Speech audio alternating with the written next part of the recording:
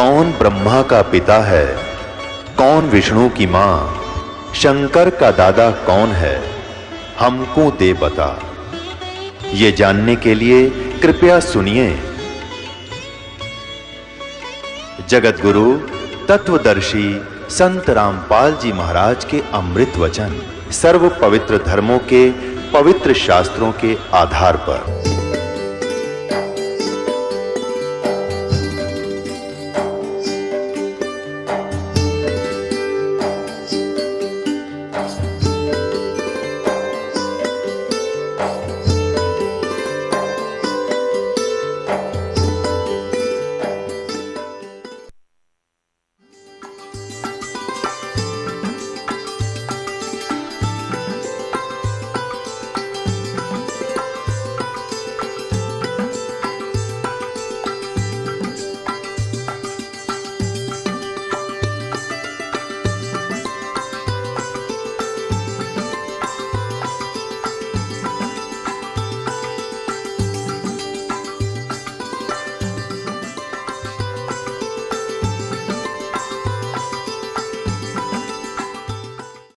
एक बार गोरखनाथ और कबीर परमेश्वर की चर्चा होगी। गोरखनाथ जी पुण्यात्मा, ये जो सिद्ध पुरुष हैं, जो जिनको हम मोक्ष प्राप्त मानते हैं, ये मोक्ष प्राप्त नहीं है। इनको इन चार मुक्तियों में से एक प्राप्त हो जाती है। और कुछ एक ऐसे होते हैं कि वो पितरलोक में विराजमान है, वहाँ से जब चाहें यहाँ आ जाते हैं, अन्य रूप बनाकर कोई पहचान नहीं सकता। स्वामी रामानंद जी का बहुत बड़ा बोलबाला था और वैष्णव परंपरा के वो प्रचारक थे। विष्णु जी का प्रचार घना हो गया तो ये नाथों को चिंता होगी जो शिव जी के उपासक है तमोगुण के। तो ये गोरखनाथ भी शिव जी का उपासक था। तो इसने आकर के रामानंद जी के साथ गोष्ठी करने की ठान ली।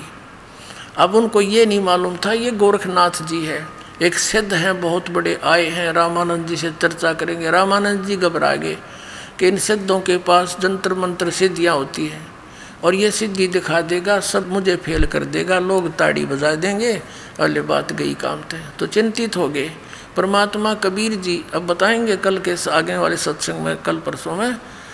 लेकिन यहाँ थोड़ा सा एक लिंक बताते हैं कि परमात्मा किसी माँ से जन्म नहीं लिया। इससे एक लिंक है, छोटा सा सत्संग करते हैं। तो कबीर परमेश्वर जी रामानंद जी के एक परंपरा बनाए रखने के लिए शिष्य बने थे। लेकिन इसलिए कि काल के दूतों का दाव ना लग जाए, नो ना क्या करेंगे, कबीर जी ने कौन से गुरु बनाए थे।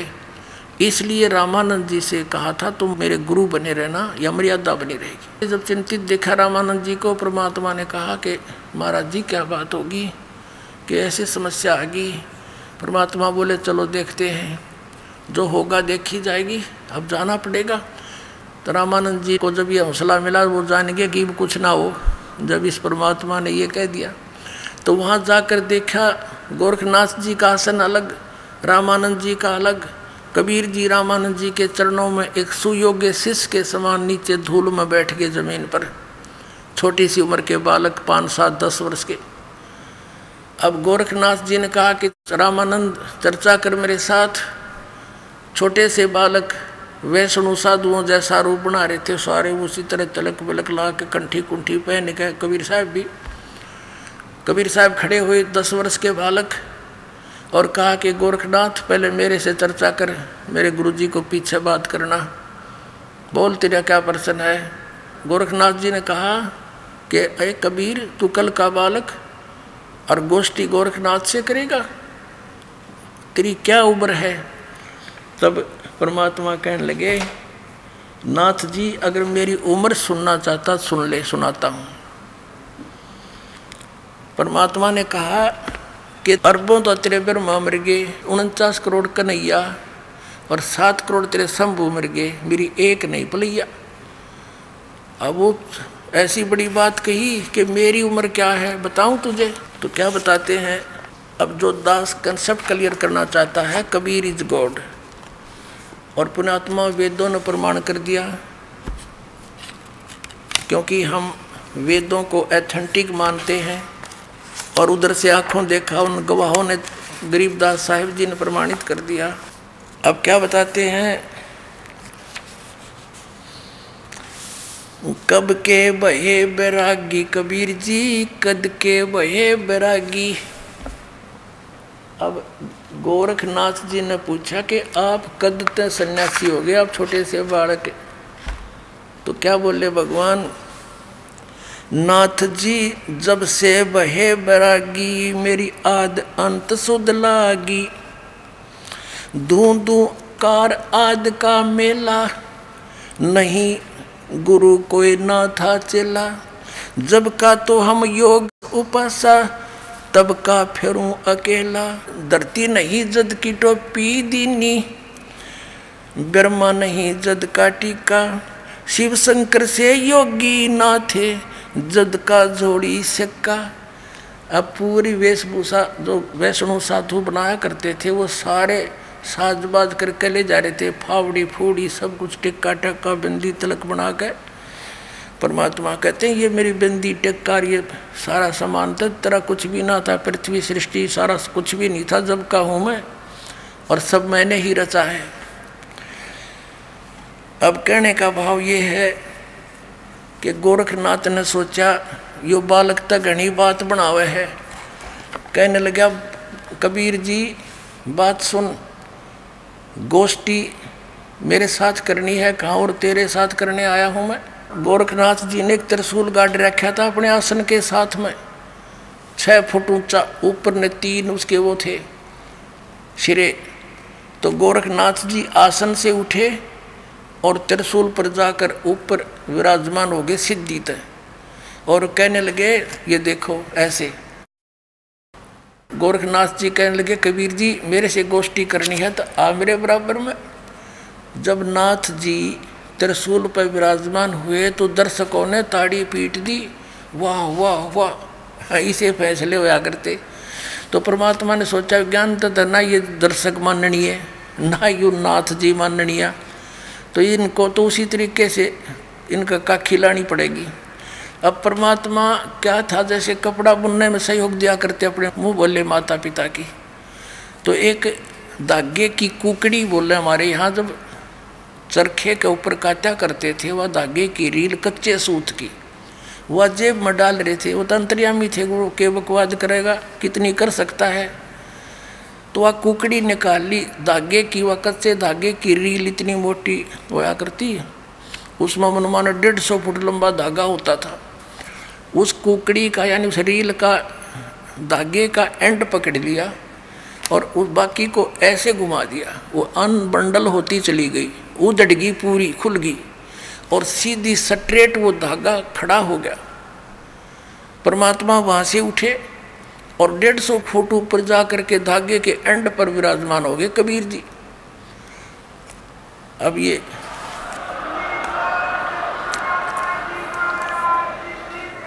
अब सामने आपने चित्र में देखा परमात्मा धागे पर बैठे हैं, लेकिन ये फोटो में इतना ऊंचाई नहीं दिखाई जा सकी। तो कहने का भाव ये है, परमात्मा बोले कि आजा नाथ जी, आजा बराबर में बैठ कर गोष्ठी। पुणात्मा ये नहीं था कि गोरखनाथ जी नहीं जा सकते थे इतने ऊंचे, लेकिन सिद्धि क्या चीज़ है।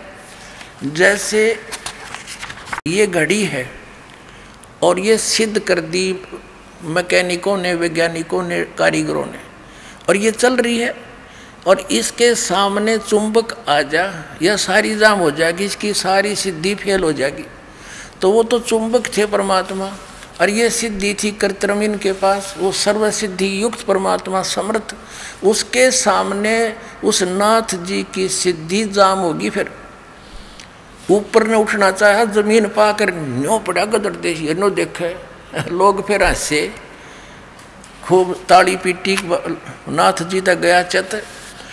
और परमात्मा ने ये धागे पर विराजमान होने से पहले कहा था, नाथ जी आपकी हमारी जो बात हुई है गोष्ठीकरण की हुई है, चर्चा, ज्ञान चर्चा, ये जादूगिरी दिखाने की नहीं। नाथ जी दूना फूल गया, अकिन के पास कुछ है नहीं, इसलिए आनाकानी कर रहा है कि बात करनी है तो मेरे बराबर में आकर बैठो, वरना मुझसे बात मत करो। तब परमात्मा ने उसकी बात फड़क निकाल ली थी। फिर नाथ जी कहने लगे कि महाराज नीचे आ जाओ। अब समझ गया, क्योंकि जो कांटे के पहलवान होते हैं ना, वो घनी बकवाद नहीं करा करते, वो समझ जाते हैं कि तेरे से ये प्रबल है। तब उसी समय कहा कि आ जाओ महाराज, नीचे बात करेंगे आगे। अब ना पेटा भरा, न सोचा भाई कदे एक बार तो हो सके है और परीक्षा लेता हूँ। तो फिर क्या कहा, गोरखनाथ ने कहा कि एक परीक्षा और लूँगा मैं आपकी, तब मान लूँगा तुझे विजयी। कबीर साहब बोले बोलो कि मैं इस दरिया में छुपूंगा, मुझे खोज देना। कि चलो, गंगा उड़े साथ में थी, वहाँ गंगा के किनारे या गोष्ठी हो रही थी, घाट पर गए, गोरखनाथ ने डुबकी लगाई, मछली का रूप धारण कर लिया। परमात्मा ने पकड़ के वह मछली गोरखनाथ बना के पटड़ी में बैठा दिया। अकेले नाथ जी वो देखो,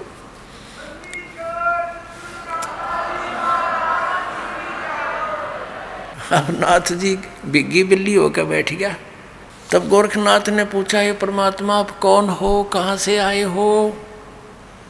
तब मालिक बताने लगे, अवधू अवगत से चल आए, मेरा कोई भेद मरम ना पाया।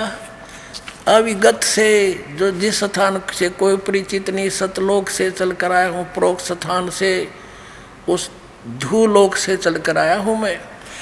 अवधू अवगत से चल आया, मेरा कोई भेद मरम ना पाया। ना मेरा जन्म ना गर्भ बसेरा, बालक बन दिखलाया, काशी नगर जल कमल पडेरा, तहाँ जुलाहे न पाया। अपनी सच्चाई बता रहे हैं कि ना मेरा जन्म, ना मेरा कोई माता पिता है, ना मेरा जन्म ना गर्भ बसेरा, एक बालक बन दिखलाया, काशी नगर जल कमल पडेरा, तहाँ जुलाहे न पाया। मात पिता मेरे कुछ नाही, ना मेरे घर दासी, जुल्हे का सुत आने कहाया, यू जगत करे मेरी हंसी। परमात्मा कहते हैं, ना मेरा कोई माता पिता, ना मेरा कोई पत्नी दासी, और जुल्हे का सुत बेटा आने कहा, यू जगत करे मेरी हंसी। थी कोई पिछली संस्कार, कोई वचन थे हमारे इसके। ना मेरा जन्म ना गर्भ बसेरा, बालक बन दिखलाया, काशी नगर जल कमल पडेरा, तहाँ जुलाहे न पाया। मात पिता मेरे कुछ नाही, ना मेरे घर दासी, जुल्हे का सुत आन कहाया, यो जगत करे मेरी हंसी। पांच तत्वों का धड़ नहीं मेरा, मैं जानू ज्ञान अपारा, जो सत्य स्वरूपी नाम साहेब का, ओहे नाम हमारा। पांच तत्वों का धड़ नहीं मेरा, मैं जानू ज्ञान अपारा, सत्य स्वरूपी नाम साहेब का, ओहे नाम हमारा। अदर दीप गगन गुफा में तानिज वस्तु सारा, तेरा ज्योत स्वरूपी अलख निरंजन, यो भी धरता ध्यान हमारा। हाड चाम लहू ना मेरे, कोई जाने सतनाम उपासी, तारण तरण अभय पद दाता मैं हूँ, कबीर अविनाशी। पुणात्मा, परमात्मा ने क्या कहा कि मात पिता मेरे नाना मेरे गरदासी, और जुल्हे का सुत आन कहा, जगत करे मेरी आसी। फिर क्या बताया कि ये पांच तत्व का शरीर धड़ नहीं मेरा, मैं जानू ज्ञान अपारा, और सत स्वरूपी नाम साहिब का, ओहे नाम हमारा। फिर कहते हैं, अधर दीप गगन गुफा में तानिच वस्तु सारा, सतलोक के अंदर, और तेरा ज्योत स्वरूपी यू अलख निरंजन, यू भी धरता ध्यान हमारा। मेरी पूजा करता है, ये ध्यान करता है। जैसे पुण्यात्माओं, गीता जी का ज्ञान इस ज्योत निरंजन ने दिया ब्रह्म ने श्री कृष्ण में प्रवेश करके, और ये कहता है 15वें अध्याय के 4थे श्लोक में कि तत्वदर्शी संत की प्राप्ति के पश्चात परमेश्वर के उस परम पद की खोज करनी चाहिए, जहाँ जाने के बाद साधक फिर लौट कर कभी संसार में नहीं आता, और मैं उसी की शरण हूँ, उसी की पूजा करनी चाहिए, ऐसी धारणा बना के। गीता जी अध्याय नंबर 18 के श्लोक नंबर 62 में इसने कहा कि अर्जुन तू सर्वभाव से उस परमेश्वर की शरण में जा, उसकी कृपा से ही तू परम शांति को और सनातन परम धाम को प्राप्त होगा। फिर 15वें अध्याय के 63वें श्लोक में इसने कहा कि गीता जी का ज्ञान जो मैंने कहना चाहती थी सारा कह दिया। मेरी शरण में आना है तो युद्ध करना ही पड़ेगा, उसकी शरण में जाना है, परम शांति पानी है तो तत्वदर्शी संतों की खोज कर ले, वो तुझे जैसे बताएं वैसे कर। फिर 18वें अध्याय के 63वें श्लोक में कहा कि गुप्त से गुप्त ज्ञान तुझे गीता जी का ज्ञान मैंने बता दिया, अब तू कर जैसा तेरी समझ में आवे। 18वें अध्याय के 64वें श्लोक में कहा कि अर्जुन एक और गुप्त से गुप्त ज्ञान बताता हूँ, ये वही परमात्मा जिसके विषय में 18वें अध्याय के 62वें श्लोक में कहा है, वो मेरा भी पूज्य देव है, मैं भी उसकी साधना करता हूँ और उसी की भक्ति करके ये अपना 21 ब्रह्मांड चला रहा है। ये 21 ब्रह्मांड को परमात्मा इसको इसके तप के बदले में ये वहाँ बैठकर भी तपस्या करता रहता है। जैसे शिव रूप में बैठा देखा, यो शिव जी का पिता है, इसी रूप में भी होता है कई बार। तो क्या बताया है कि तेरा ज्योत स्वरूपी अलख निरंजन जिसको तू सुप्रीम पावर मान रहा है ब्रह्म, मैं इसका इष्ट देव हूँ, ये मेरा पूजा करता है।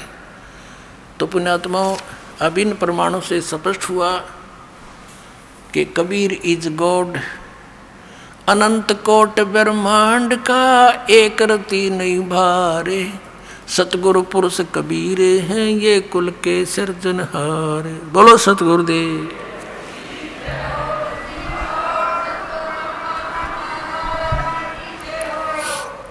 सतगुरुदेव की जय। बंदी छोड़ कबीर परमेश्वर जी की जय। बंदी छोड़ गरीबदास जी महाराज जी की जय। स्वामी राम देवानंद जी गुरु महाराज जी की जय।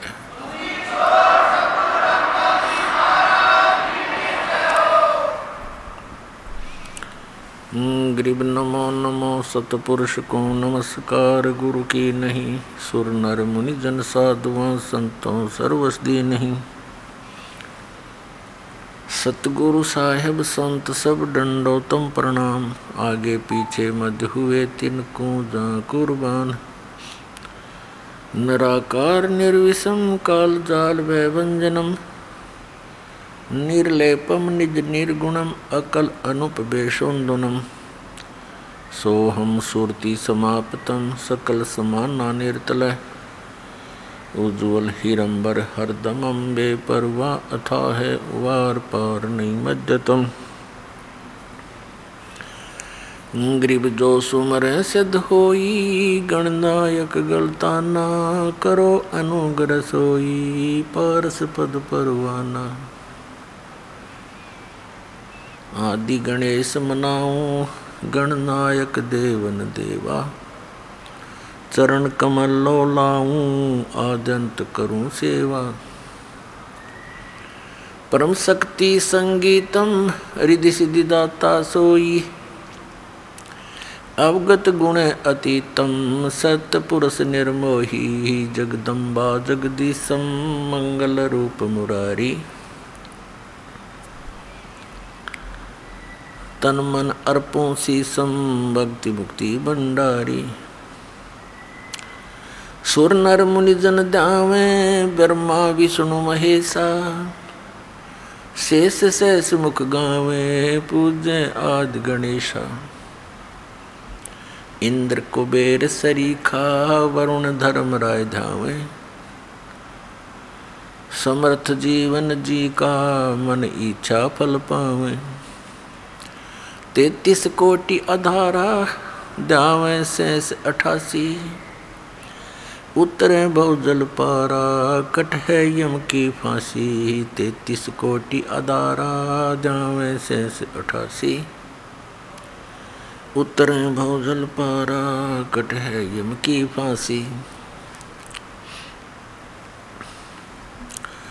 कर जोरों विनती करूं धरूं चरण पर शीशी। गुरु जी राम देवानंद जी महाराज ने दियो नाम बख्शीश। कोटि कोटि सिजदा करूं कोटि कोटि प्रणाम, चरण कमल में राखियो मैं बंदी जाम गुलाम। कुत्ता हूँ गुरुदेव का रामपाल दास का नाम। गले प्रेम की जेवड़ी जहाँ खेचो हाँ जाऊँ मैं। तो करो तो बावड़ू दूर दूर करो तो जाऊँ।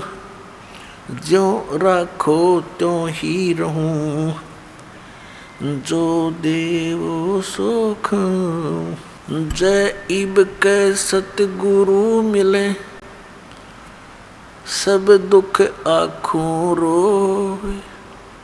चरणों ऊपर शीश धरूं कहूँ जो कहनी हो। कबीर साईं मिलेंगे पूछेंगे कुशलात। आदि अंत की सब कहूँ अपने दिल की बात। गुरु जी तुम ना भूलियो चाहे लाख लोग मिल जाही। हम जैसे तुमको बहुत हैं तुम जैसे हमको नहीं। तुमरे विसारे क्या बने मैं किसकी शरण में जाऊं। शिव वृंच मुनि नारदा तिनके हृदय न समाऊं।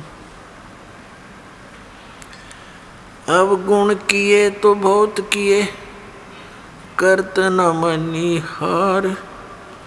बावे बंदा बख्श दियो बावे गर्दन मार। अब गुण मेरे बाप जी बख्शो गरीब नवाज। जो मैं पूत कुपूत हूँ बोहरे पिता को लाज। मैं अपराधी जन्म का नक्सक बरे विकार। तुम दाता दुख भंजना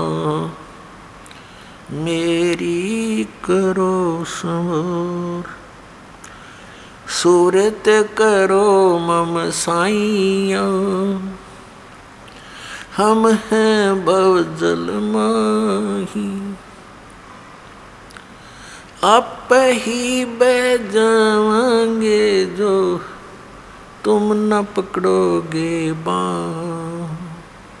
हे बंदी छोड़ दयाल जी तुम तक हमारी दौड़े। जैसे काग जहाज का अब सूजत और न ठोरे। परम पिता परमात्मा पूर्ण ब्रह्म सर्वश्रेष्ठी रचनहार कबीर साहिब कबीर परमेश्वर जी ये हम सब आत्माओं के जनक हैं। ये हमारे कुल मालिक हैं। ये हमारे हमदर्द हैं। ये हमारे लिए भटक रहे। पुण्यात्माओं हमने एक बहुत भयंकर भूल कर रखी है जिसके परिणाम स्वरूप हम यहाँ इस गंदे लोक में दुख पा रहे हैं।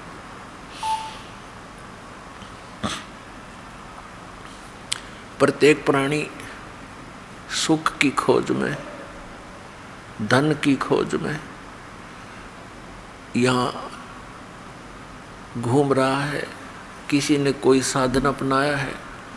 किसी ने तो सुखी होने के लिए धन उपार्जन करना ही उद्देश्य मान रखा है। और किसी ने आध्यात्मिक मार्ग का सहारा लिया है वो भी केवल सुख प्राप्ति के लिए। क्योंकि यहाँ इस लोक के अंदर वो वस्तु है ही नहीं जिसकी हम खोज कर रहे हैं। वो वस्तु कहाँ पर है? वो सतलोक के अंदर है। वो सुविधाएं जो हम यहाँ तलाश रहे हैं वो सतलोक के अंदर है। एक नमक की बोरी में पड़े हुए कोई कीड़ा यदि उसमें कोई स्वादिष्ट मिष्टान का टेस्ट ढूंढ रहा है, खोज रहा है, तो उसका व्यर्थ प्रयत्न है। वो तो बूरा की बोरी मिले, फिर उसमें जहाँ भी मुख लगाएगा वहीं पर आनंद ही आएगा। तो ये 21 ब्रह्मांड इस भगवान काल के, इस ब्रह्म के सरपुरुष के, ये नमक की बोरी समझो। और सतलोक वो बूरा की बोरी है, खांड की बोरी है। तो वो तो खांड की बोरी में ही मिष्ठान मिलेगा, इस खारे नमक की बोरी में वो टेस्ट नहीं हो सकता। पुण्यात्माओं, ये बात जो दास बोल रहा है ये किसी डूम भाट के गीत नहीं, ये किसी आम व्यक्ति की बनाई हुई कथा नहीं, ये उस सतपुरुष पूर्ण परमात्मा कबीर भगवान का दिया हुआ ज्ञान जो दास आपको बता रहे हैं। इसके ऊपर आप 100% 100% विश्वास करना, क्योंकि हम इस काल के द्वारा इन नकली संतों, पंथों, आचार्यों के द्वारा हम इतने भ्रमित कर दिए कि भगवान का नामो निशान मिटा दिया। जितने पंथ उतने ही मंत्र, उतना ही भिन्न भिन्न ज्ञान, अपनी अपनी दंत कथा, अपने अपने लोकवेद बना के और हमारे अंदर अज्ञान ठोक दिया। पुण्यात्माओं, पूर्ण परमात्मा सतपुरुष कबीर देव जी हैं, कबीर साहब हैं, कबीर भगवान हैं। ये वो परमात्मा हैं जिसके विषय में चारों वेद गवाही देते हैं, उसके गुणगान करते हैं। और वही परमात्मा अपने विधान अनुसार काशी के अंदर, बनारस के अंदर, भारतवर्ष की पावन धरती पर, वैसे तो परमात्मा की सारे ब्रह्मांड से पृथ्वी उसी के अंतर्गत आती है, फिर भी जहाँ परमात्मा ने विशेष लीला की होती है वो इतिहास न्यारा होता है। काशी शहर में आए थे और 120 वर्ष इस धरातल पर रहे, एक जनसाधारण जैसी लीला की, अपने हाथों से काम करके निर्वाह करके दिखाया। ये सब लीला उस परमात्मा ने किस लिए की, क्यों करते हैं वो ऐसी, वो हमें ये दिखाना चाहते हैं कि भी परमात्मा के पाने के लिए ना तो घनी उच्च जाति की आवश्यकता, क्योंकि उस समय जब परमात्मा बनारस में आए थे, काशी शहर में आए थे, उस समय ब्राह्मण वर्ग, ब्राह्मण जाति जो थी ये बहुत उच्च मानी जाती थी और यही धारणा थी कि यही लोग परमात्मा से मिले हुए हैं और यही भगवान पा सकते हैं। सदग्रंथों का अध्ययन करने का अधिकार इन्हीं को है, इनका काम है ऋषि मुनियों का भगवान को खोजें, उनसे शक्ति संग्रह करें और फिर हमें बांट दें। हम इनकी सेवा करते, ये हमें आशीर्वाद देते। ठीक है, जैसा ये साधना करते, थोड़ा बहुत किसी से लाभ भी मिल जाता किसी को, तो वही बात थी, टायर से टायर में हवा भरने वाली बात है, दोनों कंडम हो जाते। अब वो परमात्मा ये बताने आए थे कि परमात्मा किसी जाति या मजहब धर्म से बंधा नहीं है, क्योंकि सभी आत्मा उसी परमात्मा की है और जो उसके विधान अनुसार सत साधना करेगा तो मालिक उसके साथ है, अन्य के नहीं। परमात्मा क्या कहा करते, जैसे कहते हैं कि सुर ही बंधी चमार के और बामण बोरा भांग, और जिनने सत भक्ति करी नहीं वो नाहक धारे सांग। अब क्या बताते हैं कि यदि एक चमार के घर पे, चरमकार के घर पे यानी शूद्र जाति में, और उसने गऊ बांध रखी है दूध वाली, और ब्राह्मण उच्च जाति का है और वो बो रहा है भांग अपने खेत में, अपने स्थान पर उसका प्रयोग करें, तो ऐसे जो दूध अमृत है वो उस गौ से मिलना है, वो चाहे कहीं पर हो, ब्राह्मण का होगी तो उसको भी देगी, और चमार के घर पे है तो उसको भी देगी, शूद्र के घर पे है उसको भी दूध देगा, तो उस गाय से दूध मिलेगा। तो ये सत भक्ति चाहे कोई भी कर लो, इससे उसको प्रभु का वो परमेश्वर का लाभ प्राप्त होगा। पुण्यात्मा, परमात्मा ने आकर हमें ये ज्ञान दिया। यदि वो मालिक यहाँ ना आते और हमें ये ज्ञान नहीं देते, पुण्यात्माओं, हम कभी अपने निज स्थान पर नहीं जा सकते। हम तो यहाँ पर एक अपनी गलती के कारण फंस गए। ये स्थान रहने का नहीं है, ये कोई लोक है या कोई व्यवस्था है। विचार करके देखो गहराई से, क्योंकि हमारे को इतना समय ना छोड़ रखा है इस काल भगवान ने। हम इतने टेंशन ग्रस्त कर दिए, सारा दिन एक पेट के लिए, एक निर्वाह के लिए, सारा दिन रात, दिन में काम करना, फिर रात को चिंतन उन्हीं का। हम ये सोच नहीं पाते कि ये क्या व्यवस्था है। सो पढ़ के सो जाओ, सुबह उठ कर भागो, कमाओ खाओ, फिर सो जाओ, खाओ फिर सो जाओ, फिर मर जाओ। कोठी बनाने लग रहा है, इसमें ठाठ से रहूँगा, बनाते बनाते मौत होगी, अब ठाठ कहाँ रहे। तो परमात्मा ने आकर ये सत्य दिया। यदि वो परमात्मा यहाँ नहीं आते तो पुण्यात्मा, हमें ये बार कैसे पता चलता कि कोई और स्थान भी है। हमारे को तो इन काल के संदेश वाहकों ने, इन नकली पंथों ने, ऋषि महर्षियों ने केवल स्वर्ग महास्वर्ग तक की जानकारी देकर फाइनल कर रखा था। इनको इतना ही पता है मुश्किल से। वो तो स्वयं दाता आए, चारों युगों में आते हैं, तो हमें ये पता चला। आज उसके बच्चों को वो ज्ञान हुआ और शिक्षा का प्रसार उसी परमात्मा ने करवाया। पुण्यात्माओं, इस कलयुग के अंदर ये करवाते हैं ना। इस शिक्षा की हमने कतई जरूरत नहीं थी, इसने तो बेईमान बना दिए हम। भाई भाई का प्यार रहा ना, बान भाई का प्यार रहा नहीं, माता पिता से प्रेम रहा नहीं, माया माया दिखाई देती है। एक बकवादों की दौड़ लग गई, बड्डी कोठी बनाऊं, दुनिया जय जयकार करे, तेरी इज्जत होएगी। फिर उसके कारण ना जाने कितने उल्टे सुलटे काम करने पड़ते हैं।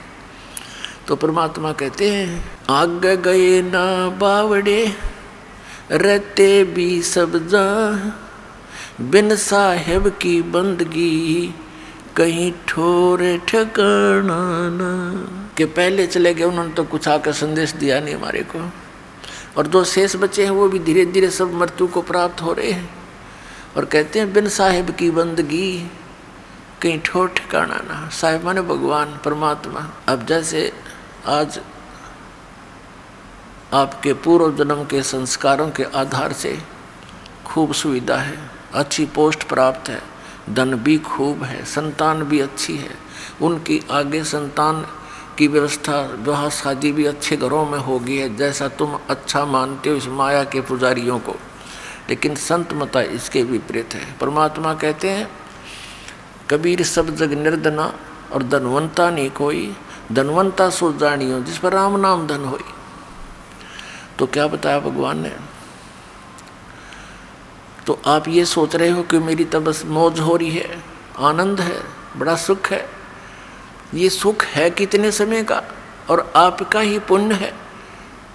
1 मिनट में मृत्यु होगी, चलो फिर कहा यदि पुण्य अच्छे हैं तो स्वर्ग में। स्वर्ग में जब समय, स्वर्ग का समय जब पूरा होगा, ये स्वर्ग क्या है, ये एक रेस्टोरेंट है।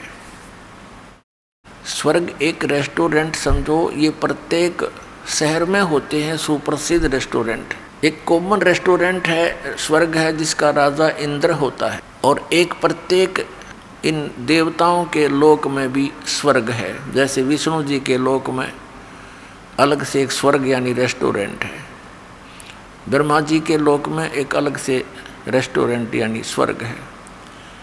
ऐसे ही शंकर भगवान के लोक में, यानी सब देवी और देवताओं के ऐसे जानो। और जो साधक जिसकी साधना करता है उसके पास चला जाता है, वहाँ पुण्यकर्मी प्राणी ही जाता है जिसने यहाँ धर्म पुण्य किए हों, भक्ति की हो। तो जब ये स्वर्ग में पहुँच जाता है, इसको सब सुविधाएं उपलब्ध होती हैं। जैसे कोई धनी व्यक्ति पिकनिक मनाने जाता है गर्मियों के मौसम में, कुल्लू मनाली शिमला साइड में चला जाता है, और 2 महीने गर्मियों की वहाँ व्यतीत करता है रेस्टोरेंट में कमरा किराए पर लेकर वहाँ रहता है। सब चीज़ मोल की होती है, उसकी जेब से ही सब खर्च हो रहा है, लेकिन आनंद उसको आ रहा है। जब उसके वह 20-30 हज़ार रुपये लेकर गया है, 2 महीने में समाप्त हो जाएंगे, फिर वो मुंह लटका कर नीचे आएगा अपने कर्म क्षेत्र में और फिर शुरू करेगा। 1 साल तक 2 पैसे बचे तो फिर जा सकता है, नहीं बचे तो वहीं धक्के खाओगा, उस गर्मी को फिर सहन ही करेगा। तो पुण्यात्माओं, उसकी जेब खत्म हुई, वो जो सेविंग थी वह वहाँ नाश होगी और फिर वही धंधा करना, वही कर्म फिर करना। तो ऐसे जब आप पुण्यकर्मी प्राणी ही स्वर्ग में जा सकते हैं। स्वर्ग के अंदर क्या है, इन सभी देवताओं ने रेस्टोरेंट खोल रखे हैं और इनका अपना पर्सनल चार्ज न्यारा होता है आपको वहाँ रखने का, और सब सुविधा देते हैं ये, उससे ये अपने लोगों की व्यवस्था कर रहे हैं। पुण्यात्माओं, आप इस अध्यात्म मार्ग में बिल्कुल माइनस थे और दास भी -0 था। जैसे परमात्मा ने कहा है, खुद अपने ऊपर ही उदाहरण देकर, पीछे लग गया जाऊँ था मैं लोक वेद के साथ, रास्ते में सतगुरु मिल गए, दीपक दे दिया हाथ। अब लोक वेद के आधार से जो ज्ञान और साधना कर रहे थे वो व्यर्थ थी। सतगुरु मिले तो ये तत्व ज्ञान रूपी टॉर्च हमें मिली। अब इसकी रोशनी में हम भटकेंगे नहीं, रास्ते को ऐसे सही चलेंगे।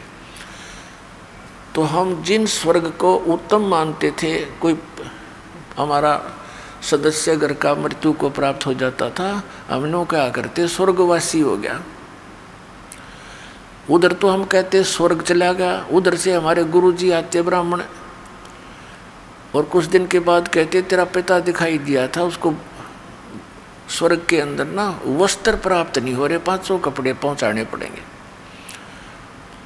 और फिर कभी कहते तुम्हारे पिताजी को दूध नहीं मिल रहा स्वर्ग में, एक गाय बांधो गुरुजी के, वह गाय दूध वाली गुरुजी का भेज देते, वो दूध तो पीता गुरुजी का परिवार। अरे पुण्य, एक विचार करने की बात थी, जिसको तुम स्वर्ग को और उसमें दूध और कपड़े को ना तरह के जो वही, फिर खाक स्वर्ग से उतरा। पहले तो स्वर्ग तक ये जाने ना देते, भूत बनवा के छोड़ने, साधना गलत करवा के, और फिर छोटा मोटा कोई पुण्य किया हुआ स्वर्ग में चले गए तो वहाँ पूंजी बर्बाद हुई, फिर नरक में। अब स्वर्ग का समय पूरा होते ही फिर वहाँ से कहेंगे चलो बाई फोर्स, जैसे यहाँ जबरदस्ती आपकी मृत्यु होती है, ऐसे स्वर्ग के देवताओं की बाई फोर्स मृत्यु होती है ऑटोमेटिकली, और फिर तुरंत कहो चलो नरक में। अब नरक का समय पूरा होते ही फिर कहेंगे चलो गधा बनो, गधे की योनि का समय पूरा होते ही फिर चलो कुत्ता बनो, कुत्ते की योनि पूरा होती है फिर चलो सूअर बनो, और फिर मनुष्य बनो, फिर मृत्यु होगी, फिर चलो, या चलो तो भाई सतलोक में मिटेगी, यहाँ तो नहीं रहेगी। अब परमात्मा कहते हैं आगे गए ना बावड़े, रहते भी सब जाही, बिन सत पुरुष की भक्ति कहीं ठोर ठिकाना नहीं। इस ज्ञान को देने के लिए स्वयं परमेश्वर आते हैं, जैसा आप जी को बहुत बार सत्संग में समझाया है और प्रमाण दिखाए हैं। हमारे पवित्र वेद भी गवाही देते हैं, क्योंकि ये उस परम पिता का एक इतिहास है, उनकी जीवनी है, उनके गुण लिखे हैं उस परमेश्वर के। ऋग्वेद मंडल नंबर 9 सूक्त नंबर 1 मंत्र 8 और 9 में, ऋग्वेद मंडल नंबर 9 सूक्त 86 के मंत्र 26 और 27 में, ऋग्वेद मंडल नंबर 9 सूक्त 82 82 के मंत्र 1, 2, 3 में, ऋग्वेद मंडल नंबर 9 सूक्त 96 96 के मंत्र 16 से लेकर 20 तक, ऋग्वेद मंडल नंबर 9 सूक्त 20 के मंत्र 1 में, ऋग्वेद मंडल नंबर 9 सूक्त 94 मंत्र 1 में। और भी ढेर सारे प्रमाण हैं, यानी हजारों की संख्या में ऐसे मंत्र हैं जो सीधे कबीर परमात्मा की महिमा, यानी पूर्ण परमात्मा की महिमा बताते हुए कह रहे हैं कि वो परमात्मा सतलोक में रहता है और वहाँ से गति करके चल के यहाँ इस मृतलोक में आता है। यहाँ आने का उद्देश्य क्या होता है कि वो उपदेश करने की इच्छा से वो तत्व ज्ञान बताने आता है। अच्छी आत्माओं को मिलता है, उनको तत्व ज्ञान का प्रचार करता है, अपने गवाह बनाता है, उनको अपनी वास्तविकता से परिचित कराता है। फिर वो संत जन जो दृढ़ भक्त होते हैं, परमात्मा की विशेष प्यारी आत्माएं होती हैं, फिर उस परमात्मा की आँखों देखी महिमा का वो गुणगान किया करते हैं। उसके लिए परमात्मा ने बताया कि सतयुग में सत सुकृत कह टेरा, त्रेता नाम मुनिंदर मेरा, द्वापर में करुणा में कहाया, कलयुग नाम कबीर दराया। चारों युग में संत पुकारे, कूक कहा हम हेल रे, हीरे माणिक मोती बरसे, ये जग चुगता ढेल रे। पुण्यात्माओं, ये शुभ समागम जो चल रहा है, ये उसी पुण्य दिवस के उपलक्ष्य में चल रहा है। ज्येष्ठ सुदी पूर्णमासी, जेठ उतरते की पूर्णवासी देसी भाषा में, संवत 1455 सन 1398 का वो शुभ दिन, जिस दिन परमात्मा सतलोक से चलकर आए और काशी शहर से बाहर एक सरोवर के अंदर, लहर तारा नामक सरोवर के अंदर खिले हुए फूल, कमल के फूल पर एक शिशु रूप धारण करके विराजमान हुए। उनको उस समय एक रामानंद जी ऋषि के शिष्य ऋषि अष्टानंद जी वहाँ उस सरोवर में स्नान करके ब्रह्म मुहूर्त में सुबह सुबह और साधना करने की चेष्टा कर रहे थे, जो उनके गुरु जी ने साधना बताई थी। प्राकृतिक शांति का वो लाभ उठा रहे थे। उन्होंने देखा कि आकाश से एक प्रकाश का पुंज गोला आया। आंखें उसकी चुंधियागी, जब देखा उस प्रकाश को, आंखें चुंधियागी, आंखें बंद हुई। क्या देखा कि एक बालक दिखाई दिया, शिशु। अपने आत्माओं, जैसे सूर्य की तरफ हम देखते हैं तो हमारी आंखें प्रकाश को सहन नहीं कर सकती, फिर आंखें बंद करते हैं तो प्रकाश रहित सूर्य का आकार दिखाई देता है। ठीक इसी प्रकार वो शिशु रूप धारण करके परमात्मा सतलोक से चलकर आए। ऋषि अष्टानंद जी ने जब आंखें खोली, देखा तो नहीं सहन कर सके उस प्रकाश को, आंखें बंद की तो क्या देखा कि एक शिशु का प्रतिबिंब दिखाई दिया। कुछ ही देर में क्या देखा कि वो प्रकाश एक उसी सरोवर के किनारे पर किसी कोने में सिमट गया। अंधेरा था, कुछ दिखाई नहीं दिया। उठकर चल पड़ा। उसने सोचा शायद मेरी भक्ति की कोई उपलब्धि है। ऋषि अपने गुरुदेव स्वामी रामानंद जी से जाकर पूछा कि हे गुरुदेव, आज मैंने भक्ति की साधना करते समय ऐसे ऐसे एक दृष्टांत देखा, इसका समाधान कीजिए गुरुवर। आकाश से एक प्रकाश का गोला आता नजर आया, आंखें बंद होगी, उसको सहन नहीं कर सकी। फिर आंखों में प्रतिबिंब क्या देखा कि प्रकाश रहित एक बालक दिखाई दिया। ये कोई मेरी भक्ति की उपलब्धि है ऋषिवर, या कोई मेरी भ्रम है? तब ऋषि जी ने जैसा ज्ञान था बताया कि जब ऊपर के लोकों से अवतार यहाँ कोई लीला करने वास्ते आते हैं तो ऐसे तारे से टूटा करते हैं, और वो किसी माँ के गर्भ में जन्म लेगा, कुछ ही दिनों में यहाँ लीला करेगा। अब उसने इतना ही ज्ञान था क्योंकि इनके भगवान माँ से जन्म लेकर यहाँ के भगवान कहलाते हैं। लेकिन ना सतगुरु जननी जने उनके माना बाप, पिंड ब्रह्मांड से रहित हैं जहाँ न तीनों ताप। और परमात्मा भी कहते हैं खुद, मात पिता मेरे नहीं ना मेरे घर दासी, जुल्हे का सुत आण कहाया जगत करे मेरी आसी। मेरे कोई माता पिता नहीं, ना मैंने कोई पत्नी यानी स्त्री धारण की, और मैं एक जुलाहे के घर लीला करने के कारण मेरे को दानक जुलाया कह कह मेरी मजाक बना रही है ये। तो पुण्यात्माओं, वो परमात्मा स्वयं इस दिन ज्येष्ठ सुदी पूर्णमासी को एक शिशु रूप धारण करके आए, और उस शुभ दिन के उपलक्ष्य में उस परमात्मा की महिमा बताने के लिए एक विशेष 5 दिवसीय समागम शुरू किया गया है। धन भाग हैं आपके, धन है आपके माता पिता जिनसे जन्म हुआ। आपको ऐसे समय में इस प्राइम टाइम के अंदर मनुष्य जीवन और ये तत्व ज्ञान का भंडार खुलवा दिया इस दास के द्वारा परम पिता परमात्मा ने। जो 600 वर्ष पहले परमात्मा ये भंडारा भर के गए थे अपने सुख संवेद में, लेकिन जिन महापुरुषों से परमात्मा मिले थे और जिनको सचखंड सतलोक दिखाया था, अपने गवाह बनाए थे, उनको एक विशेष निर्देश दिया था कि अभी इस तत्व ज्ञान को गुप्त रखना।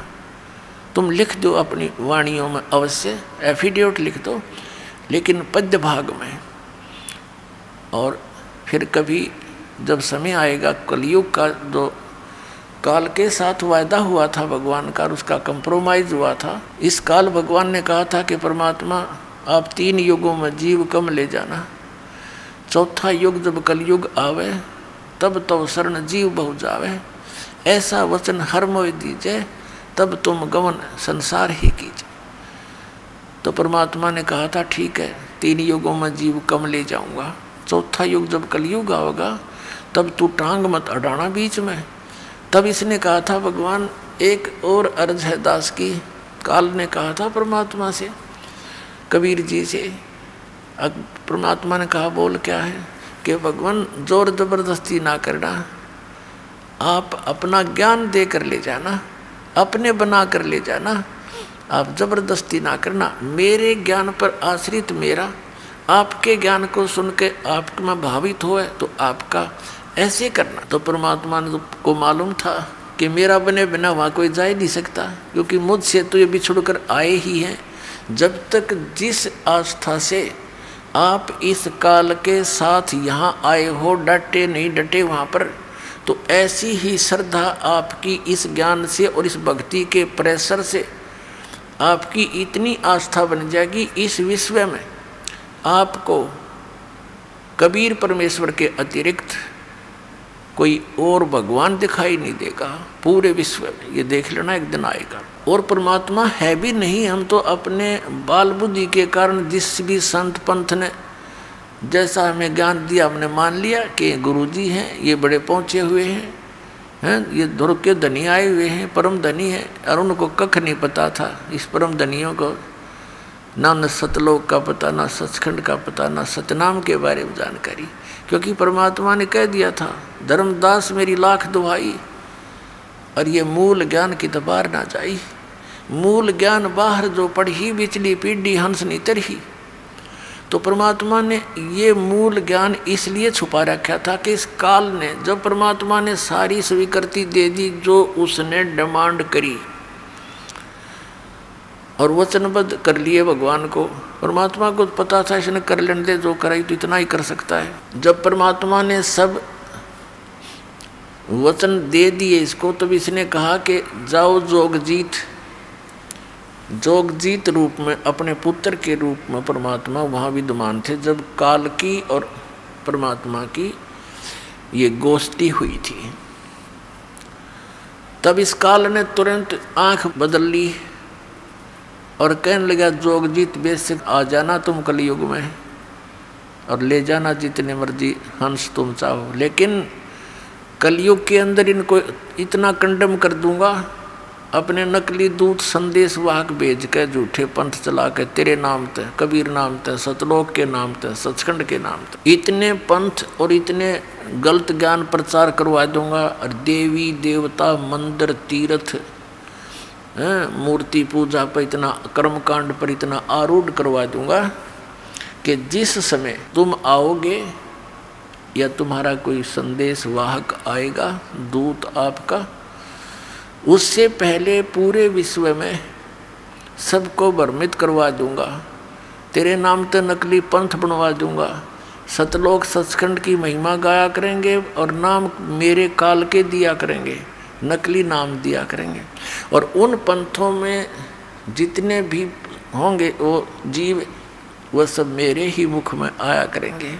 12 पंथ करूं मैं साझा, नाम तुम्हारा ले करूं आवाजा, द्वादश पंथ नाम जो लेही, वो मेरे मुख में आन समोई। और अनेक पंथ चलाऊं, या विद जीवों को वरमाऊं। जोग जीत जावो संसारा, जीवन माने कहा तुम्हारा। अब ये काल कह रहा है, जीव तुम्हारा कहा न माने, हमारी ओर हो बाद बखाने। हमारे वकील बनेंगे वो सारे, इतना गलत ज्ञान भर दूंगा उनके अंदर, और हमारी तरफ हो करके तुम्हारे साथ वाद विवाद किया करेंगे। तो पुण्यात्माओं, तब परमात्मा ने अपनी प्यारी आत्माओं को, जिनको वो मिले, उनको एक विशेष हिदायत दे दी थी कि मेरे पे एक रहम करना कि इस मूल ज्ञान को और इस सत्य नाम को डिस्क्लोज ना करना, किसी को आप ये मंत्र दान भी ना करना, और नहीं तो ये काल के दूतों के हाथ लग जाएगा सतनाम 2 अक्षर का। और ये अधिकारी तो ये होंगे नहीं, क्योंकि अधिकारी बिना यूँ काम करे नहीं। और फिर जब हम आएंगे या अपना कोई दास भेजेंगे उस कलयुग के प्राइम टाइम में, ये प्राइम टाइम है या बिचली पीढ़ी है। ये परमात्मा ने कहा था कि मूल ज्ञान बाहर जो पढ़ी, तो बिचली पीढ़ी हंस नहीं तरही। मूल ज्ञान तुम तब तक छुपाए जब तक ये द्वादश पंथ ना मिट जाए। तो अब वो समय आ गया पुण्यात्मा, जो परमात्मा ने निर्धारित किया था। इसको पवित्र कबीर सागर के अंदर इसको ठीक बोला, ठीक का समय। परमात्मा ने सूक्ष्म वेद में कहा कि कलयुग बीतते 5500 पाचा, तब ये वचन मेरा होगा साचा। तो पुण्यात्माओं, ये कलयुग 5500 वर्ष बीत चुका है, आगे ये चल रहा है। तो अब वो समय है बिचली पीढ़ी का। जैसे इस दास का जन्म हुआ सन 1951 में, 8 सितंबर 1951। उस समय भारतवर्ष में शिक्षा नाम की चीज़ नहीं थी, और शिक्षा की तरफ किसी का विशेष ध्यान था भी नहीं। और 1947 में भारत स्वतंत्र हुआ, 1951 में दास का जन्म हुआ। उसके बाद भारतवर्ष के अंदर शिक्षा की बाढ़ सी आ गई, बूढ़े भी पढ़ा दिए। ये परमात्मा की कृपा थी। और अब इससे पहले का जो समय था वो प्रथम चरण था कलयुग का,